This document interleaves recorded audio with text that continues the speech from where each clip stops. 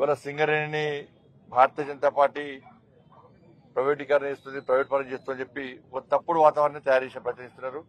కార్మికుల లోపల ప్రజల లోపల ఒక అయోమయం సృష్టించే ప్రయత్నం చేస్తున్నారు. రామగుండము పర్యటన సందర్భంగా నరేంద్ర మోడీ గారు పూర్తి స్పష్టం చేశారు. ఒక ప్రధానమంత్రి హోదాలో నరేంద్ర మోడీ గారు రామగుండంకి వచ్చి సింగరేణిని ప్రైవేట్ పరం చేయడము కేంద్ర ప్రభుత్వం ద్వారా సాధ్యం కాదు. రెండు ప్రభుత్వాలు కలిసినే అనుకుంటేనే ఇది సాధ్యమవుతుంది. ఇప్పుడు రాష్ట్ర ప్రభుత్వానికి 51% వాటా ఉంది, కేంద్ర ప్రభుత్వానికి 49% వాటా ఉంది. అధిక వాటా రాష్ట్ర ప్రభుత్వం ఉన్నప్పుడు కేంద్ర ప్రభుత్వం ఏ విధంగా ప్రైవేటీకరణ చేస్తుంది? కానీ కావాలనేది తప్పుడు ప్రచారం. ఇలా కాంగ్రెస్ పార్టీ గతంలో బీఆర్ఎస్ పార్టీ సింగరేణి విషయంలో చేస్తున్న అక్రమణ ఎప్పుడు స్పందించలే. ఏ రోజు కాంగ్రెస్ పార్టీ అప్పుడు మాట్లాడలే. ఆ రోజు అడ్డుకున్నది బీఆర్ఎస్ పార్టీని వ్యతిరేకించింది భారతీయ జనతా పార్టీ. నరేంద్ర మోడీ గారి స్థాయి లాంటి వ్యక్తి చూడియాల కేసీఆర్ బీఆర్ఎస్ పార్టీ కేసీఆర్ కుటుంబం చేస్తున్నటువంటి సింగరేణిలో జరుగుతున్న అక్రమణ విషయంలో మాట్లాడడం జరిగింది. ఇవాళ ఓపెన్ కాస్ట్ తీసేస్తాం, 90,000 ఉద్యోగాలు సృష్టిస్తాం అని చెప్పిన అప్పుడు రాష్ట్ర ముఖ్యమంత్రి అప్పుడు కేసీఆర్ గారు ఇలా దాదాపు 30,000 మంది కార్మికులు తొలగించారు.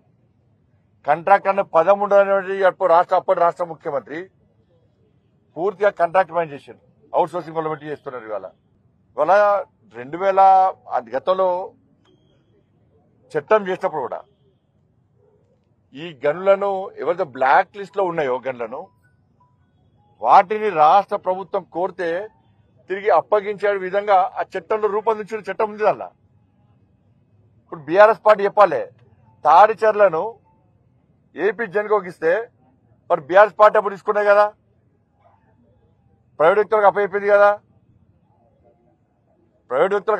కదా. పూర్తిగా సింగరేణి ప్రైవేట్ వ్యక్తులకు అప్పయిపోయిందే కేసీఆర్.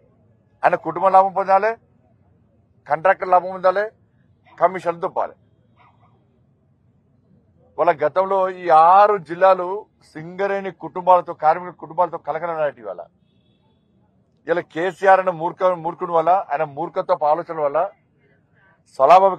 స్వలాభం కోసం ఇలా సింగరేణి ఏటీఎం గా మార్చుకొని ఎప్పుడు పైసలు అవసరం ఉంటే ఎప్పుడు ఎన్నికల ఖర్చు గాని పార్టీల ఖర్చులు గాని దేని కొడితే దానికి ఇవాళ సింగరేణిని ఉపయోగించుకోవడం ఏటీఎం ఉపయోగించుకోవడం కాబట్టి ఈ 6 జిల్లాలు ఇవాళ కళా విహీనంగా మారినాయి.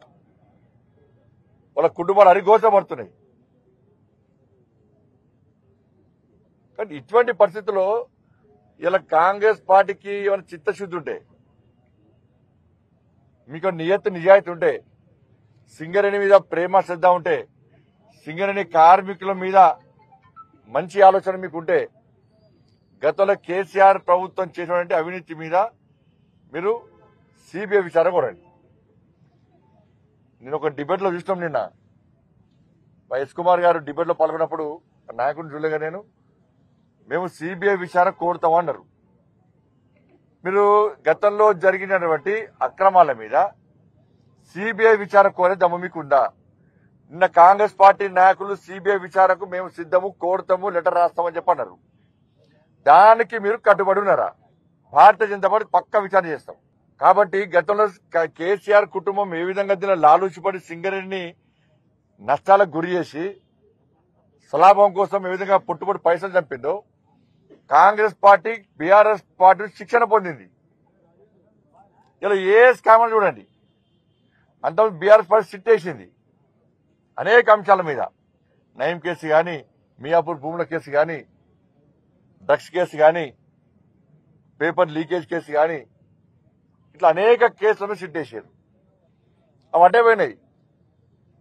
ఇవాళ బీఆర్ఎస్ పార్టీ అదే, కాంగ్రెస్ పార్టీ అదే ఫోన్ ట్యాపింగ్ అన్నారు, అడ్రస్ కూడా పోయింది. కాళేశ్వరం అటే వీకింది.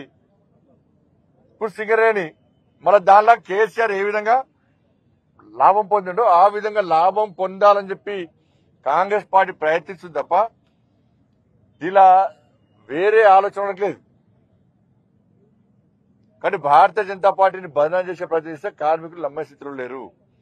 మేము స్పష్టం చేస్తున్నాం, సింగరేణిని ప్రైవేటీకరణ చేయడం కేంద్ర ప్రభుత్వంతో సాధ్యం కాదు.